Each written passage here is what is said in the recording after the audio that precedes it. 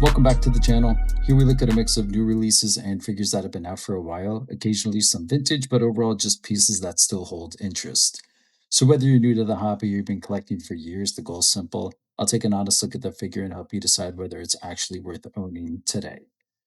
And today we're looking at the Kyoto Revoltech Amazing Yamaguchi Batman Beyond. So starting off with the box here, I do find it really funny. Well, first off, Amazing Yamaguchi's new packaging is just nowhere near like the older stuff. If you're not familiar with it, like pull up some images online. I tend to even keep those boxes because they're so stylized and so colorful, and like pretty much are comic books on a box. But looking at the typography for Revoltech and the Kyoto brand at the top, like that all hits well. And then right here you have Amazing Yamaguchi written in the most simple Times New Roman font, which I kind of find funny.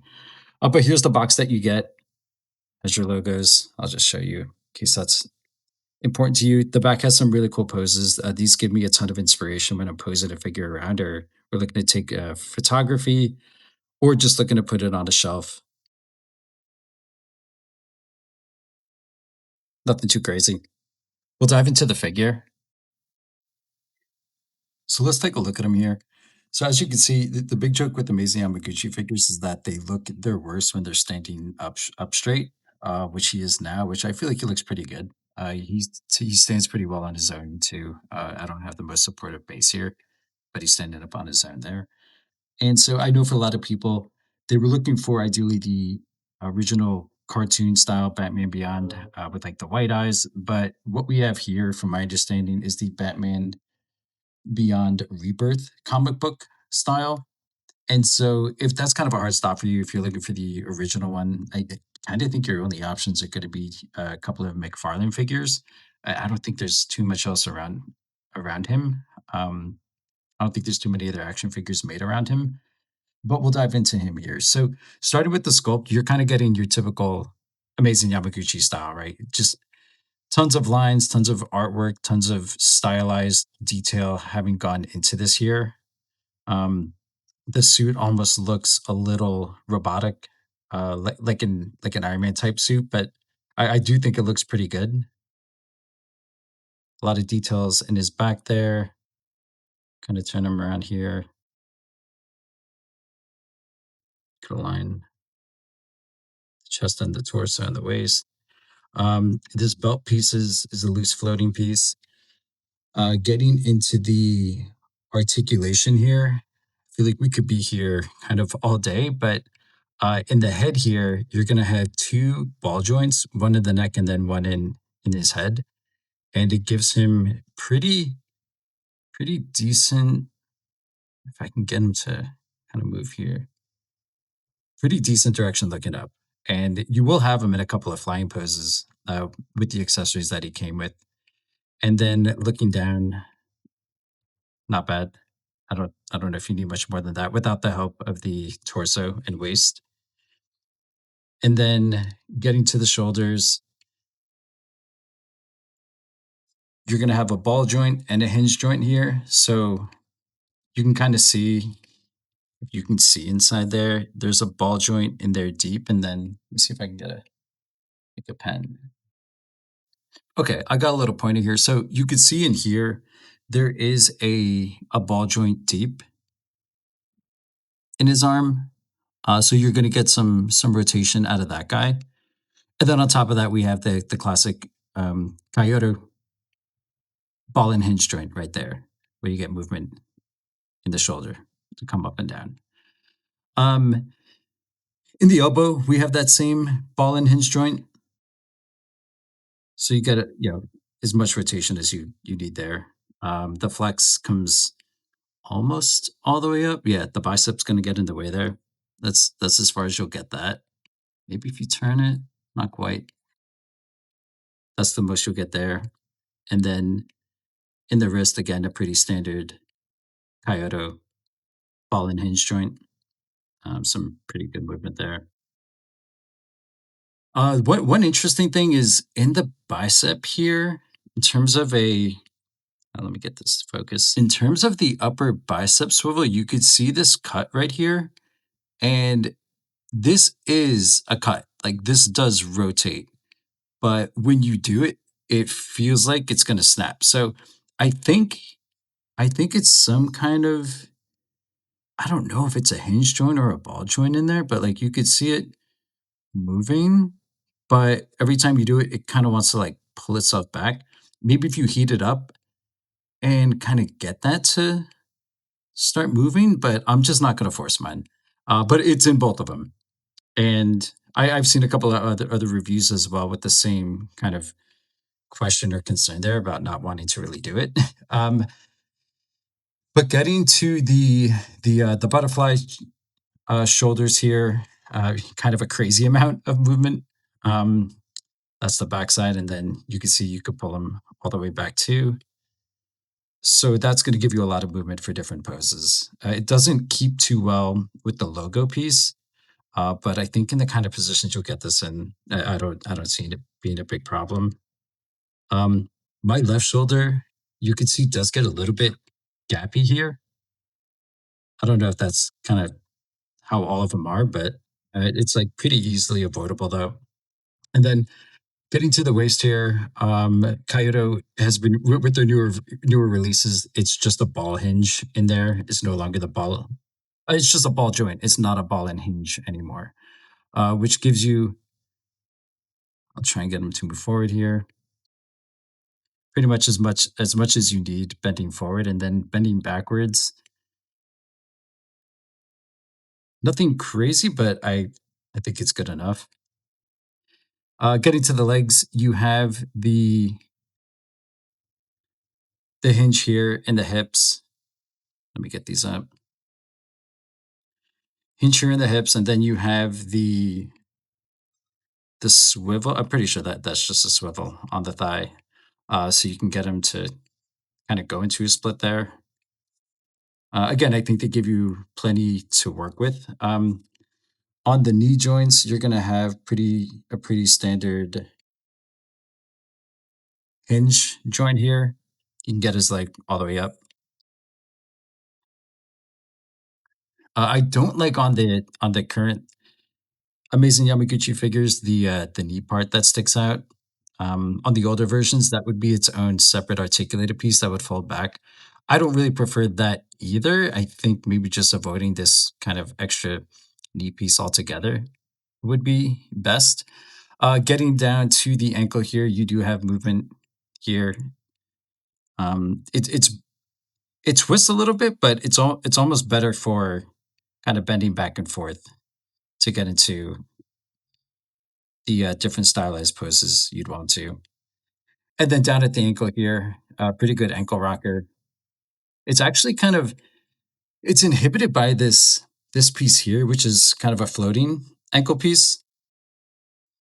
But you do get enough movement to hit whatever you're trying to, whatever kind of pose you're looking to get them into. And so if you did take the ankle off, this loose piece would come off. So maybe if you're looking to bend the ankle at a crazy degree, you could probably reach that. The toe hinge here is pretty good. Um, it also flushes well with the paint. A lot of companies aren't able to really do good toe articulation, so I like that. It even goes down a little bit if if you need that. And I think I mentioned that the belt here is its own separate piece, kind of just to stay out of your way. I feel like that could have been something sculpted on, but it's a bit useful that it's able to move.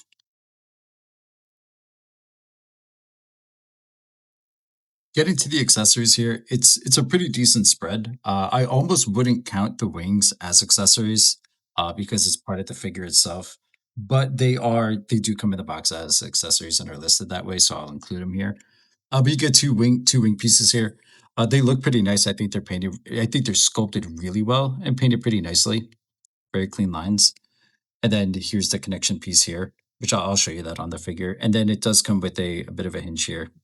I think it would have been cool if they came with another hinge a little bit later on to really be able to wrap them, but you'll see that you can reach that effect anyway. Okay, with the accessories put to the side here, I'll show you how the wings go in first. Really simple. They're going to plug right into his back shoulder here. You can see the two slots for them. this. So that plugs in like that, and then the other one. And again, with the articulation on the wings, you're able to get them in pretty much any pose I think you'd want to try. So if you want to get them straight up, or like bent backwards so they're kind of thinned out, or you could bring them down to the side. You could bring them all the way down, bring them this way. This is where that piece can wrap around, or you can put it more like over his shoulder, kind of like he's bulletproofing or plating himself. I do really like the wing pieces. Definitely something I'll keep them displayed in. And then, so here's kind of the funny part: getting to the batarangs here. So the hands he comes with are really just like trigger finger hands, like used for like usually a gun. But so the way that this works is these simply drop in, and so it works.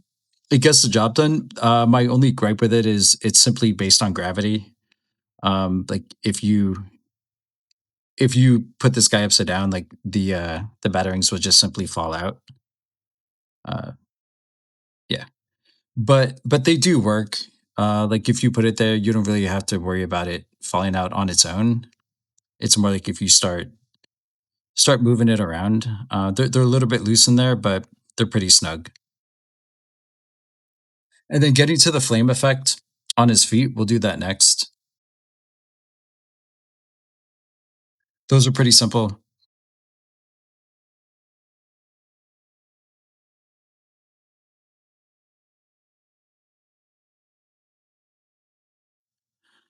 They plug in just like that,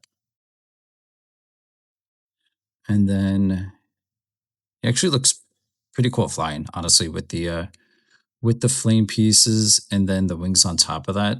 So you kind of straighten them out here, get that head point a little bit up, get this flattened,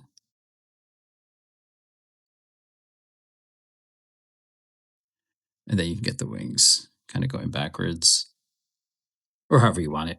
But that's how the fire pieces look in his foot, the bottom of his heel.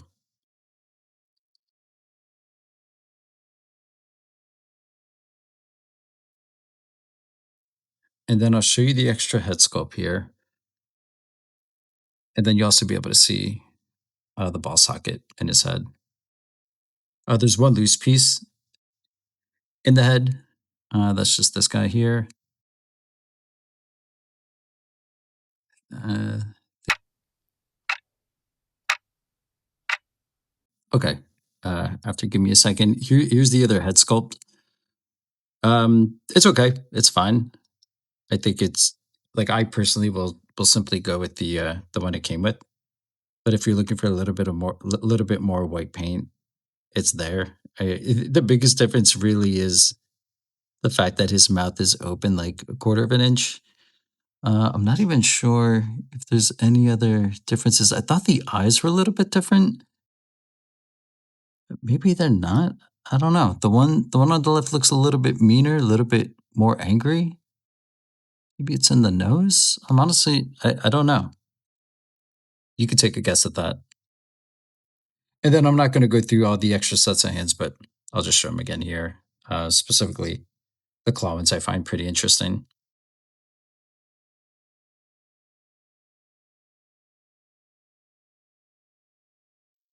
Then you get two batarang pieces here, which I think are done really well. If I can get that to focus. Yeah, the paint's really clean on those. It has a nice metallic red, even the black too.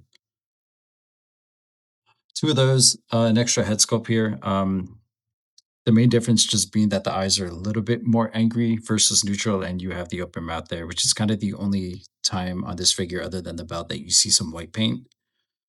Probably would have been cool to see the white paint in the eyes. Honestly, something you can customize on yourself if you're able to do that. A good amount of hands here. Kind of an interesting choice. We do have these hook hands, which these kind of like claw-like fingers. I'm really not too familiar with those. I don't remember if that's from the cartoon itself or if that's part of the Batman Beyond Rebirth comic that he has them. But you get those. They look pretty well. They look pretty well done. They remind me of the Amazing Yamaguchi Black Panther. Uh, Possibly like the same sculpt there or same molds.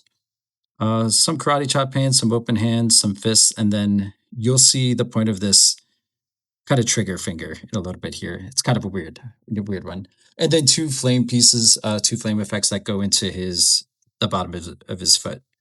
I've seen on a couple of people's videos that they're getting two different flame color effects, like one being yellow, one orange. Mine are the same here. Mine are identical, so I'm pretty happy with that. It does come with the standard Revoltech stand, which plugs in pretty nicely into his butt. And then it does come with a couple of other pieces too. This one's a hook. I tend to not use these. They tend to not hold too long. They tend to not hold well in the long term because there's not a screw here. It's just kind of a plastic joint. Which once it starts to get a little soft, there's no fixing it.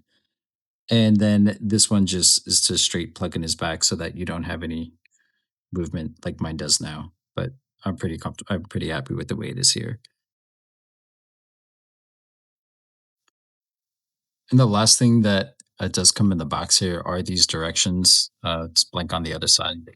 And so, with none of it written in English, I'm not able to interpret any of it. But if you are unsure how to make any of the specified parts here move, the directions are pretty much good enough. So, in terms of giving this guy a score, I don't know like my overall rubric, or just like kind of a general how I feel about him, but I'll probably get this stuff more down to a science too, but overall give this guy an 8.5. I think he'd catch a little bit more points. You can't really fault him for not looking like the original Batman comic or cartoon style because that's just not what they went after. So in terms of the source material, I'll probably put it up here so you can compare. But he does look very close to it, so I can't fault him on that. But overall, the figure itself, I'm really happy with it. He looks great displayed. I'll get a few shots of that. But I'd give him an 8.5. Honestly, like probably even closer to a 9.